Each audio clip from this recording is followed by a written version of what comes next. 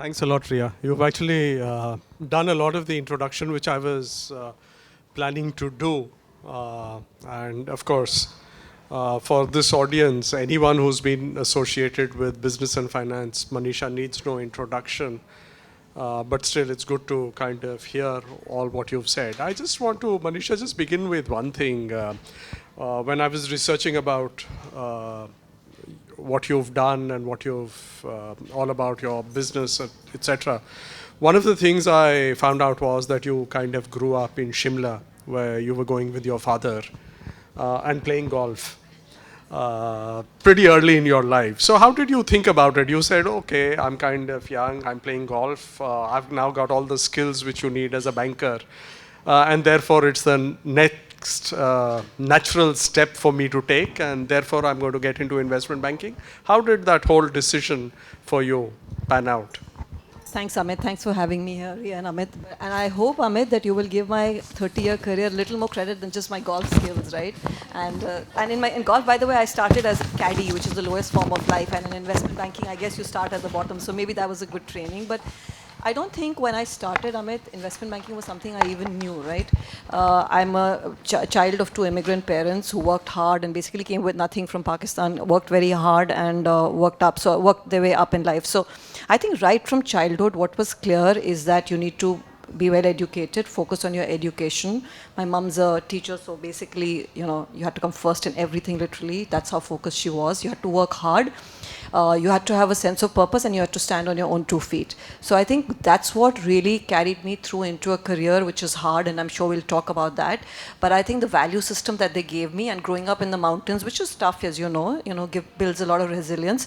So I actually attribute my career to what happened, to how my childhood was really was created by my parents, and I'm grateful to them because I think they taught me the value of being a working person. I don't think ever through my entire life, till I got married, there was any discussion around the fact that I need to get married. It was like, what do I need to do with my job? What do I need to do with my career? I think that was always a discussion at home.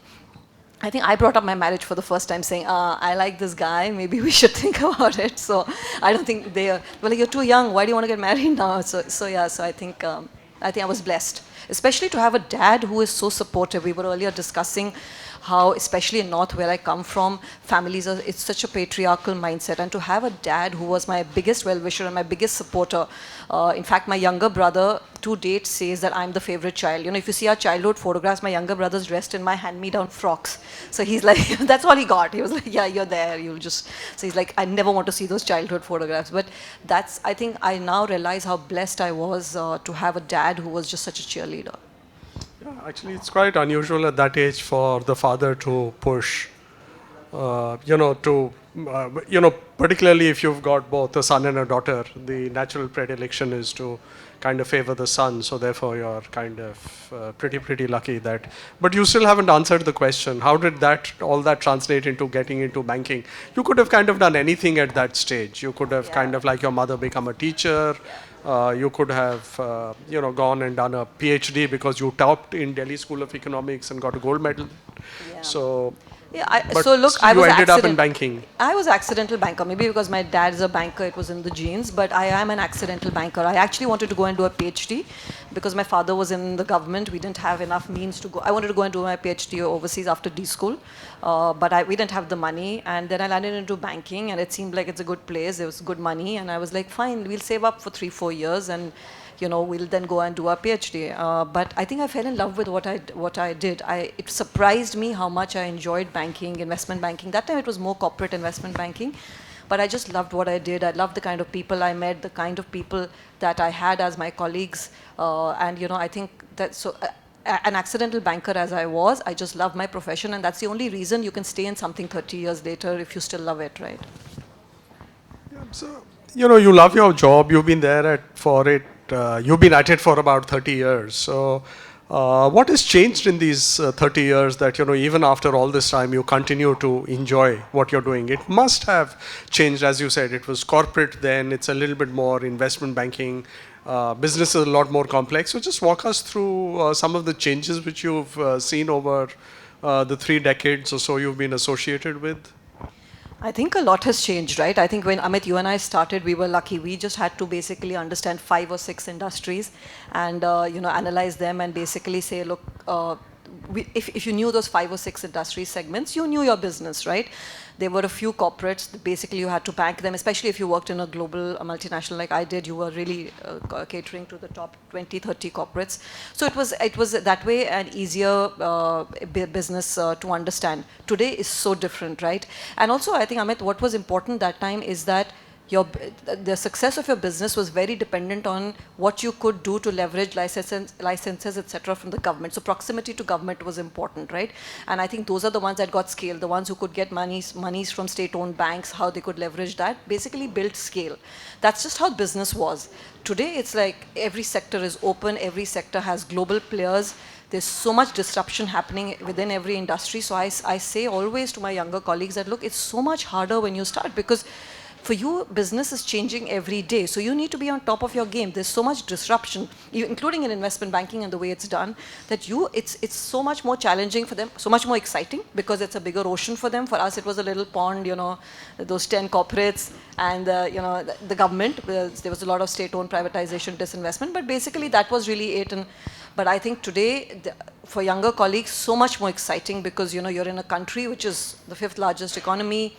There are global companies wanting to invest in India, so you're banking the global clients, you're banking the Indian clients. So it comes with its positives, but the challenges it comes with is that it's just very disruptive and you need to be on your toes constantly because you're giving advice. And if you're giving advice to corporates, you need to understand the disruption that they can have from anywhere, right? From the world, from within, from peers, from competitors. So yeah, I think it's a bit of both, but it's very exciting times to be in this industry just because what's happening to our country. Yeah, so one of my observations is that, when you kind of live through long periods of time, you don't realize how much the scale has changed. One of the companies which you're on the board of, Ashok Leyland, I was just reading about it, that when it actually got sold to the Hindujas, the bids were in the ballpark of about 26, 27, 28 crores. And that seemed to be a fairly large sum of money. And when you kind of step back and think about that, today, you kind of say it's really nothing. So you've got scale, you've got a variety of businesses, more than those 7, 8, a few more people to talk to. I think Mr. Talwar and Rama, who we all were kind of chasing for a large part of our growing up years, they're not there. It's more complex. So how do you think about it? Would you like to begin today, or are you happy to have begun when you did begin? But in our business, you begin every day, no? You win every day, you fail every day, you learn from the younger people in your team who are so much smarter. So I think you learn every day and you begin every day. But for me, I think when I started was special because, that's when this industry came into India, that's when the large organizations came in. And I like to build businesses. I mean, I set up Medallist, I set up UBS, and I don't think I would have got the chance now because everyone's here, whether it's private equity, whether it's banking, investment banking. I don't think I would have had that chance and the pain that it comes with, building a new organization, but I love that. So for me, yeah, I think 30 years ago was a good time to start. Okay. So all of you who've joined recently, you've kind of should have begun day before yesterday. Look, my first salary slip was 3,000 rupees. I don't think any of these guys want to work for 3,000 rupees, right? When I tell my daughter this, she's like, Mom, not another childhood poverty story. Please, we don't need it. We don't need another CPS coming from you. So these guys, 3,000, they'll be like, what? Keep the change. But, you still remain extremely excited about what you do. You're energized. And, when I kind of think about what's happening in the industry, a lot of people actually step off the pedal once, they're in their mid-40s or whatever is it. So what is it that keeps you energized? Is it that you're doing yoga? Is it that you're eating, 5 almonds every morning? What is... My mother asked you to ask me this question. Is it 5 almonds? Absolutely. She said that just check whether she's doing it or not. But what is it that makes sure that you kind of want to come to work every morning? Firstly, the secret is nobody wants me at home. Absolutely nobody. So I have to come to work. So unfortunately, my colleagues have to suffer me because my home and my family doesn't want to suffer me. But I think, I love what I do. But I think more than anything else, Amit, and you doing this would relate to this, the kind of people you meet, the kind of entrepreneurs you meet is phenomenal, right? There's so much energy. There's so much positivity. There's just like, every day, no matter what the setbacks are, they are dealing with positivity and saying, we're going to be number one, even though tomorrow, with all the funding winter at all, tomorrow they have a risk of shutting down. So I think that energy, that positivity that they bring is really something that excites me. Plus, it's a great career to learn from, right? When you win a piece of business, you actually have the company presenting to you for hours, explaining the business to you. Which other career do you actually work across sectors and industries? So that's another bit that I like a lot. Plus, I think the most important thing is that the colleagues you have in this business, the peers you have, are some of my closest friends. And I think I really enjoy working with these people because it is one industry where you find like-minded people, and like-minded people across generations. Even the younger team members are people that, there's Chandni in the audience. Chandni went away to Goldman and on the private equity side, and I think I took it personally for 2 months when she left, right? So, I think you just become such close friends, and I think that both the peers as well as the entrepreneurs and the clients you meet just energize you to wanting to be a better version of yourself, and I think very little careers offer you that. But something which comes close to it is private equity. You've never been tempted to kind of jump ship and do private equity like Chandni here decided Hopefully to do? Chandni will give me a job sometime, no Chandni? I'm probably too low in the system to even think about it, but I'm sure if she wanted to get there, she would have. But I think she liked probably banking way more. But you've never kind of thought you'd kind of make a switch from this to private equity? Because again, when we look at the career path of a lot of people who've been doing banking, they've kind of moved from one industry and the natural progression is towards private equity. I think what I liked when I was at UBS is that I liked the fact that there were so many different businesses. We did equities, Sure. research, investment. So at that time when private equity was setting up shop in India, there was no question, as Chandni said, I just loved what I did. I think the fact that you got such a gamut of businesses to work with, wealth management, etc., really excited me. And then I think after I left UBS, the fact that I could set up more or less bootstrap it, the fact that a lot of Molus today is ex-UBS, that gave me the comfort. I'd reached that stage by the time I reached Molus that I wanted to be with people who I liked, who I wanted to work with, and then the thrill of just setting up a new organization. So, yeah, I think, there were opportunities, but I really liked what I do. I think, an accidental banker turned into a banker who really loves I like being an intermediary. I like making a difference into the lives of these entrepreneurs and being a facilitator, and I think this is where I belong. So you have kind of spoken about the fact that you've enjoyed what you've done, etc., etc. But there must have been some lows as you kind of went through your career. So it'd be good if you can talk about those and some of the lessons which you've learned from these. So look, Amit, there's a low every day because you win and lose in this business daily, and you have to pick yourself up, your own self, and then get back and say, tomorrow I'm going to go and play again, right? Because in a way, it's a gladiator sport. You're out there just trying to pitch for business, originate, think about ideas, and try and win business. So yeah, I think somewhere you probably fail every day, but I think some of the few things that come to mind is when I was at Barclays, there was an investment banking division called BZW, which is what I was part of, and at 26 or 27 years, I became the head of North India for Barclays, which was typically a job which was done by people in their mid-40s and 50s. So I was really excited. When we did all those pitches to government, one business, Barclays was a new name. People were like, "What is BZW?" People were used to. Yeah, people couldn't pronounce it. People couldn't pronounce it. That's why you use BZW. It was called Barclays de Zoetwerd, and people were like, "What are you doing? What are you trying to peddle? Are you even a bank?" So I think it was very difficult to win business in that construct, and especially, don't forget, we were pitching against the Hemendra Bhais and Nimesh Bhais, right? Very, very well settled and very well known investment bankers. So the odds were against you. But I think what happened was, just as I had settled the business and we were becoming a name to reckon with in Delhi, I was based in Delhi at that point, Barclays decided to sell its investment banking division to Credit Suisse, and suddenly a lot of us didn't have a job the next morning. So I think you realize how much larger the organizations are than yourself, and how you're just a small part. You're just lucky to be in a certain at the right time at the right place. But I think that setback, that failure, taught me that look, organizations are bigger, organizations' agendas are bigger, and don't start taking yourself too seriously. Take your work seriously, but don't take yourself too seriously. Just because you've set up Barclays in North India and you think you're doing great stuff, and and then you're thinking in your mind how you're going to take it to the next level, and suddenly there is no firm, right? So I think that taught me that organizations are larger, and you should always remember that you're just a small part and blessed to be at the right time.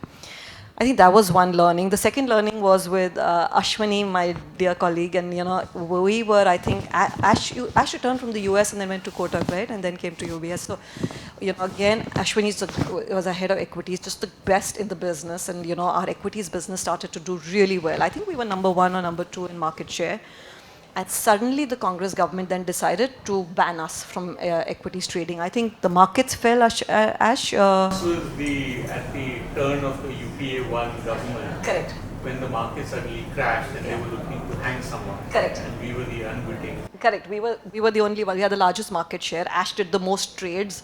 So, obviously when we did the most trades, it's like a toll road. You buy the most, you sell the most. So anyway, whatever it be, the government decided that we were going to be banned from this business.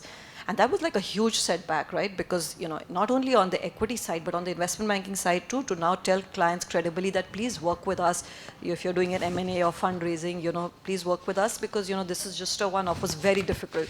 And then also Ash's entire business, he had a team of equity sales, research analysts. Suddenly, they didn't have a job. I mean, they still had a job. UBS didn't shut down, but what are you supposed to do every morning? And what was challenging, Amit, is that we had to actually appeal against this, which meant that you were actually going against the government, right? You were saying that SEBI, you need to reconsider your order, and we had to hire the best of lawyers, and we had Zia Modi and her team come and work with us, and it was challenging, right? Because we were like young, we were in our early 30s, and we had to go into government offices and make our case and go into SEBI. Half of them didn't want to meet us because they were like, you're under a ban, and then to actually go legal when you're that young, you haven't braced for that. You braced for a lot of doing mergers, acquisitions, catering to the capitals of the world. But I don't think you braced for the fact that you're now going to go against the government, right, Ash? So I think there was a lot of learning there. Maybe you and I interrogated. Yeah. We asked the signed statements and we said we won't do it. Correct, exactly. it was a lot of learning. So yeah, so a lot of learning, trial by fire. Today, in hindsight, we both think it was a great learning. That time, if you asked us, we were going through a lot of stress, and to convince corporate India to keep their faith in us, to convince regulators, government, UBS to stay the course that look, let's give it a shot, and because compliance and legal was like, what's going on? Why have we got this, right? So to tell the country to tell UBS to stay on, all of that was a huge challenge. I remember my daughter was then just a year and a half and 2 years old, and she was like, Mom, is it the SEBI wale uncles troubling you again? And I was like, yes. She barely could speak, but she knew it, right? That was the stress. And some habits die hard. They still continue to trouble a lot of people. So therefore, what compensated for all that? So talk us through one or two of the deals which kind of gave you a high. Oh, I think every deal does give you, when it closes, gives you a high. Every deal has so many challenges. Every deal, last minute till it's not done in our business is not done. What's the excitement? Is it winning the mandate, or is it finally getting the tombstone? I think when I started off, winning the mandate was a big high, but now with all my war injuries, I think closing it is really when. And I'm always cynical to my team and say, but when is it closing? And they're like, they're young, so I sometimes feel I spill over my cynicism to them. But I think the real challenge, especially in a market like ours, where flows can be fluctuating, etc. Mood towards the country can be fluctuating. You need to see closure. Some of the highs, I think the one biggest weekend that was my high was when, what Riya mentioned, when the Vodafone trade happened, when Vodafone bought Hutch, which was an $18 billion deal, and that was the largest inbound into India, and at the same time, the largest outbound happened, which was Hindalco acquiring Medallist. So, it was a lot of, and that was a $5 billion transaction, also very competitively fought. So it was a $25 billion weekend for me.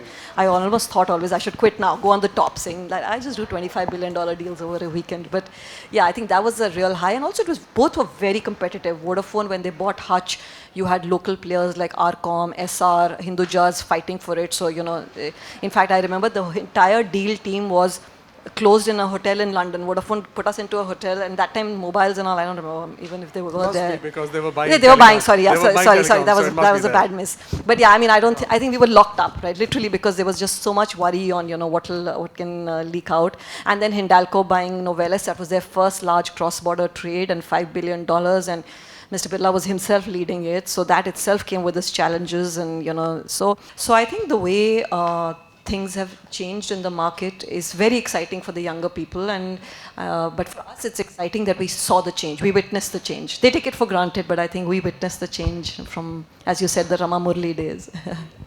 So, coming back to what you've said, I hear a lot about being an accidental banker and getting into banking accidentally. But there's also a episode about your kind of having an accident and crashing against a glass door. This is much before you kind of broke the glass ceiling. So, well, why don't you walk us through that episode in your life?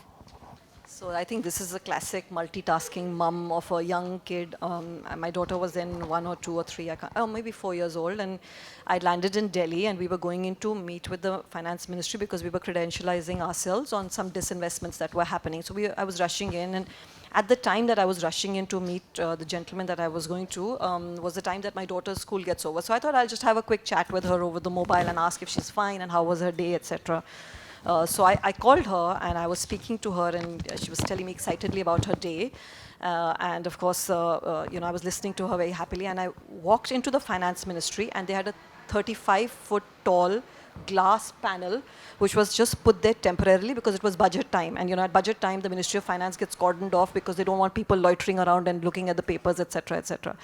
So I walked into this entire glass panel, and it fell on me. It just crashed on me. And what is crazy is I continued talking because I didn't want my daughter to know. I mean, when I tell her now, she's like, please, that's so filmy. I don't want to know the story. But, that's literally how it happened. And it was, and what is ironic is that the finance ministry people came to me and said, you can't, so I'm bleeding because obviously I've got glass stuck all over me.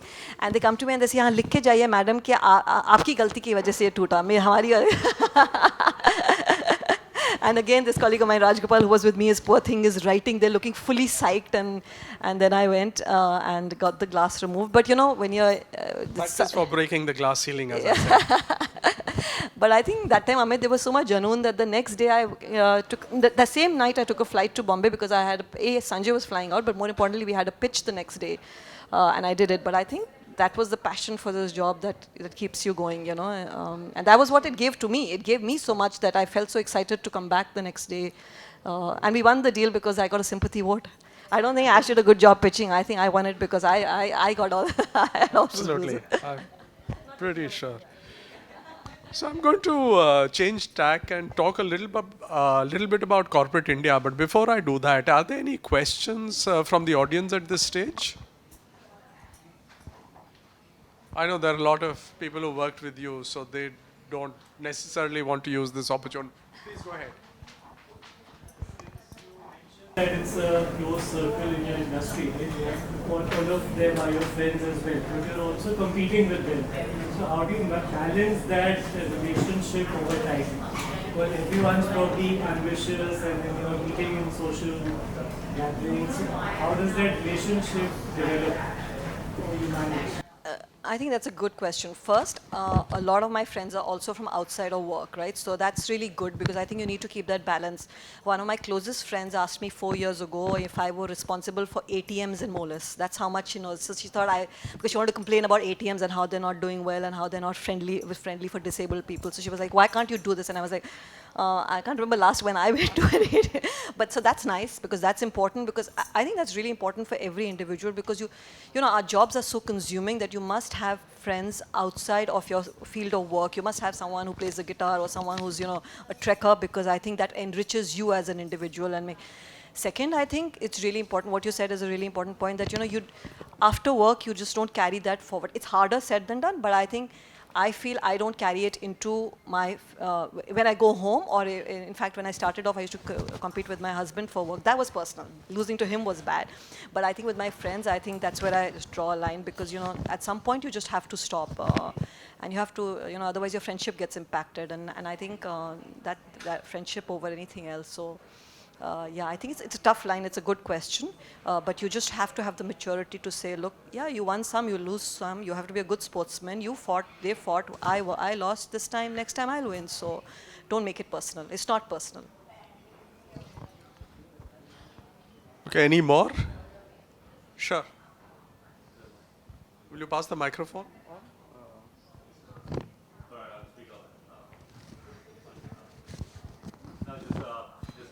Switching topics, I know this wasn't discussed, we'll probably get to it, and I'm stealing a question from you, but I know when she gave you an introduction, she mentioned that diversity was something that you have at the workplace, something you have been focusing on a fair bit. And given that it was obviously a lot harder when you started, but it's still quite hard today, right? And I think for any of us that have the opportunity to recruit, we kind of want to make sure that there is a diverse pool of candidates in the pipeline, and then you kind of pick the best one, right? But how do you kind of make sure even today, right, that you are kind of building that diverse pipeline when it just isn't moving with the pace that it should, right? Like as someone that has gone through it, someone that is more active in it than a lot of us in this room, how do you make sure that that pipeline is going to continue to You have to continuously work at it, right? I mean, I think what's changing in India, and we were talking about it earlier, is that all Indians are educating their women, their daughters with equal fervor, right? I mean, I think girls today, and not only are we educating them, they're really they're top of the class in academics. So I think when the funnel starts, it's great. You're actually getting girls who are wanting to work and, really, and I personally think all the girls analysts are better than the guy analysts. Razak's going to kill me for that, but but I genuinely feel girls try hard, they work hard, they give it their 200%, they really want to make a difference. I think where you lose them is as the funnel gets, as people get senior, right? Where the challenge is really there, because when the babies come or the parents age, or the husband's income gets better, you just lose them because you don't see my job as a career. You don't see my aspirations as my own. You think I am okay with surrogate success. So at home, this is when I say at home.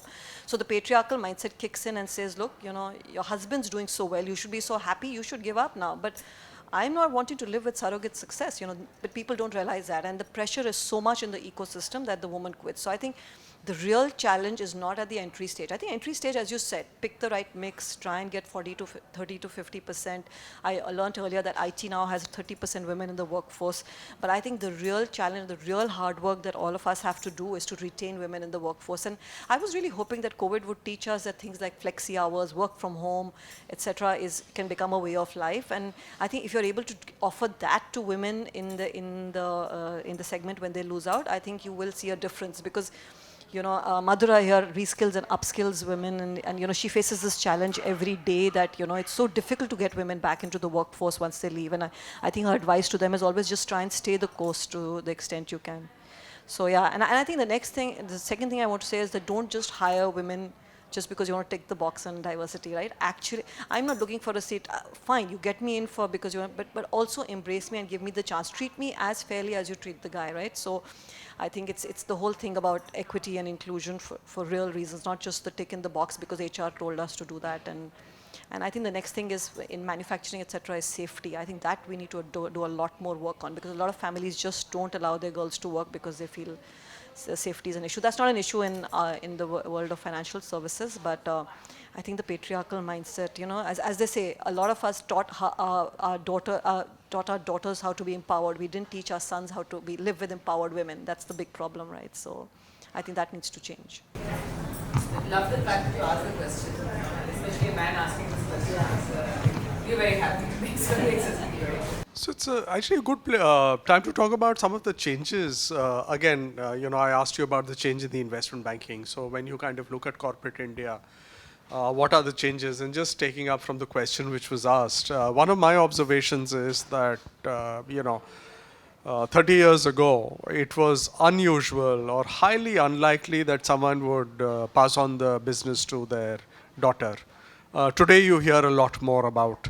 Today are running it, and the men are looking on. So so things like that. You always lead by example. So that's at the factory level. Then at the corporate level, as you rightly said, the fact that a lot of the batons are being handed over to the women is phenomenal. A lot of the deals that I did, the mergers and acquisitions and sales, Amit, were because the founder didn't have sons. Right? And he said, I have daughters, they're not going to do this business. This is a very hard manufacturing business, and we are just going to sell it. And I think that's changing, because today, you see a lot of the girls actually running the manufacturing business. A lot of women actually claiming their share in the business, right? I was going to say that. I mean, that's been commendable. They're like, I need a share in this business too. They're not just saying we've got married and gone away. Earlier it was you married and gone away. Now that family's money is and wealth and business is your business. But they're fighting back for it. So the fact that you're educating your girl, you're making them more aware is helping. They're fighting for their rights more. And then mindsets at home are changing at the top level. level and even at the factory level, a lot more needs to be done. But look, these changes are heartening. I'm grateful. I think from the time that I started, when the first business I went, first 2-3 deals I went to, there wasn't even a women's bathroom, right? I had to go and use the bathroom downstairs for the cleaning woman because that was the only bathroom. There was no women's bathroom on the floor. So coming from there, I think, who people thought, you're not going to have women in business, coming from there to now when you're actually talking about succession to women, Roshni Nadar taking over HCL, etc. And I think it's phenomenal. And it'll lead to a domino effect. So just staying with the market environment in India, we've seen some of the changes, but despite that, India is fairly volatile as a business environment. So what do you think sets Indian entrepreneurs aside from others? And I'm going to ask this in the context that you're now on the board of NASPERS, which is actually looking at a lot of startups. So one is more generally, but even for the startups, have you felt that there's a difference between how the Indian entrepreneur or promoter would approach something vis-a-vis what the global would do, or is the DNA the same? I think the positivity, the hunger, the desire to win remains the same. I think to be an entrepreneur, you have to have those, especially even in the earlier India, which was so regulated, everything, there were foreign investment limits, there were all sorts of things. So it was very challenging to do business. It wasn't as if business was any access to capital was limited. That was a big constraint. And, even then entrepreneurs thought about different ways of jugaad and, basically, and I don't use jugaad in a wrong way. I say it in a positive way, that actually finding ways out to do business. So that hasn't changed. But I think what's changed, Amit, is that when I started my career, entrepreneurship was seen as a domain of a few people, right? Today, everybody wants to give it a shot, right? There is so much, I think the startup industry, and powered and fueled by the venture capitalists, has made us believe that each one of us has a shot at it, right? Younger or older. Falguni started Nykaa in her mid-40s, and today it's a huge success. So I think that's what's changed, that there is so much more confidence in the country. I think, when I started my career, my father said to me that every time your boss, because my father was in the government, my father said to me, every time your boss passes by, stand up and say, hello, sir, or just say, sir. So, that's how much it was seen as, it was we all came from such a feudal mindset that the fact that you had a job, was great. And I think in investment banking, I said, sir, to someone, they would show me the door. But that's the mindset that we came from. From that, so basically it was like you were grateful for your job, you stayed in that job, and, that was it. But not anymore. Anyone and everyone, including a lot of younger people in our team, have gone and set up their own businesses. So I think it's much more broad-based entrepreneurship, and the access to capital is far more. The market is bigger. The market was too small. You couldn't go and set up the kind of startups that you're doing now.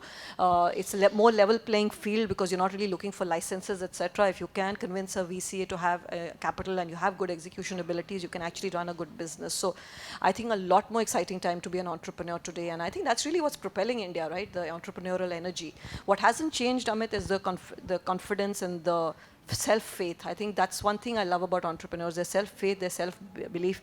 Even when the next day the business may shut down is enormous. Sometimes it's cost them their own businesses because, they've taken it a bit too far, but, then there's learning there too. So I hope all of you are going to say sir to her tomorrow when she walks into office. But where do you think corporate India is in the deal cycle? Is it that do you see more foreign companies buying Indian companies, or Indian businesses buying businesses overseas? Or is it just that, Indian businesses wanting to scale up here in the domestic market because this is where the demand is, and therefore buying other companies? No, a lot has changed. So foreign capital now basically is dominated by private equity and venture capital, right? And private equity earlier tested its water feet a little bit by just saying, look, we'll buy a minority stake in an IT services company because there was high governance run by professionals, or pharma because we were becoming the factory to the world. Then they gradually started doing control deals because they got more comfortable.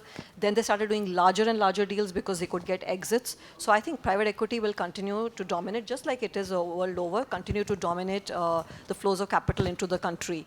And today we're the 5th largest economy. So, and we've shown that whether it's being the office to the world and now even trying to be the factory to the world, we have a good shot.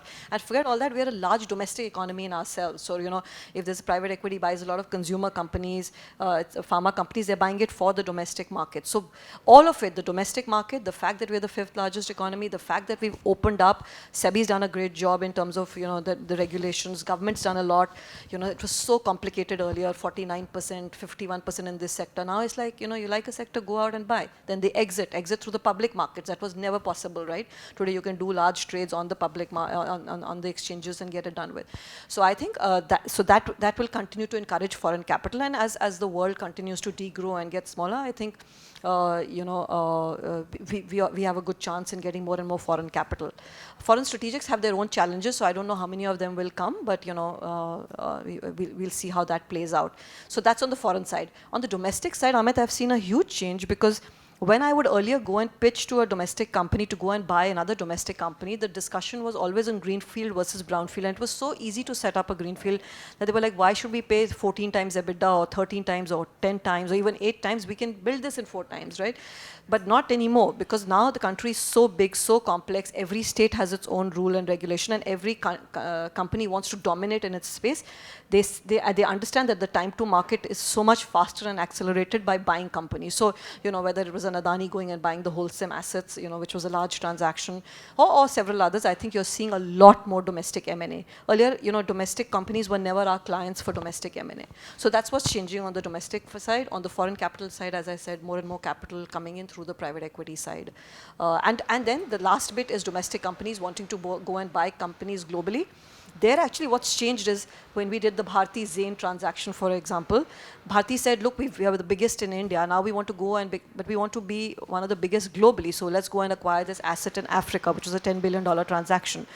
But today, that's not the case. Today, there's companies are saying, why I would buy a $5 to $7 billion asset in my country, because no other country is growing so well. I understand this business so well, this country so well. So I'll put the $5 to $7 billion to work in India itself. So the cross-border the outbound is really either happening for certain technologies or certain skills or certain, it's not happening for markets, which is great, because it shows that, this is the business. If Indian entrepreneurs put money into our country, then that's the best thing, right? That's what we want. We want capital to stay in. So that's changing a lot from earlier. It was like, look, if you want to be the top 20 in the world, we have to go outside. You don't have to go outside anymore. Our market offers enough opportunities. So India is a great place to be, growing, and the investment banking clearly is something which you've enjoyed. So is it something which you would advise your daughter to do, become an investment banker? I don't know whether my daughter will listen to me, but yeah. But assuming she does. I would say, look, financial services. Look, what entrepreneurs do is great, right? They have great products, they have great businesses. But I think what we do is we fuel those ideas, dreams, and thoughts with capital, and I think that's important too, right? Because an idea is only as good as it can be unless it's actually executed, and we provide that capital. So I think it's a great career. Within financial services, like you said, now there's so much more to do. It's not just investment banking, it's private equity, it's structured debt. The field's opened up. It's like in the US. Now there are so many segments, right? So yeah, I think financial services is a great business to be in. Great. So this has been a great conversation, but before I sign off, just a couple of more things. Everyone kind of assumes that, you're there doing deals, etc., etc. But there is another part of you, which is you're supporting the girl child in the education. Do you want to talk to the audience about what you're doing and what? Money? Of course, absolutely, absolutely. No.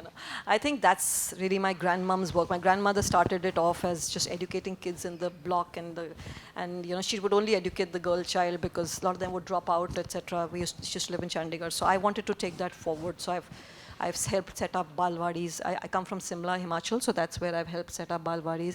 The whole objective is to try and help women to come into the workforce, to get educated, to come into the workforce, to stay in the workforce. So whether it's mentoring women, whether it's encouraging women to stay the course, that is the thing that drives me much more than banking now, is just that I want to see more and more women on top of organizations. When I'm retired in Simla and drinking my glass of wine, I want all these organizations to be headed by these girls.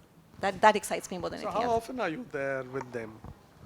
In Simla, in the schools? Yeah. Twice a year. Okay. Yeah. Earlier it used to be more, Amit, but now with Zoom and all, twice a year is enough. Okay. It's difficult to get to Simla. Work from home and one of the and they're all positive impacts savvy. of the pandemic. Okay.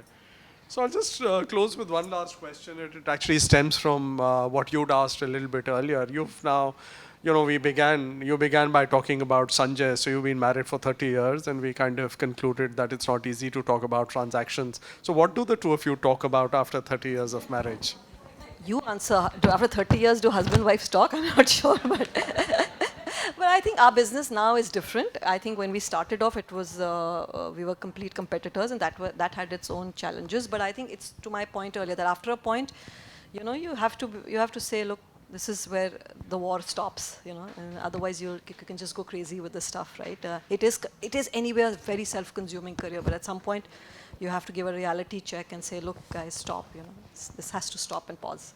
Great. So it's been great talking to you. It's been a fantastic conversation, and I can understand where the energy level is coming from, and I'm sure your entire team is going to be energized. I know as a part of the audience, I certainly am, and I keep wondering, why did I give up that profession? I should have continued for a lot longer.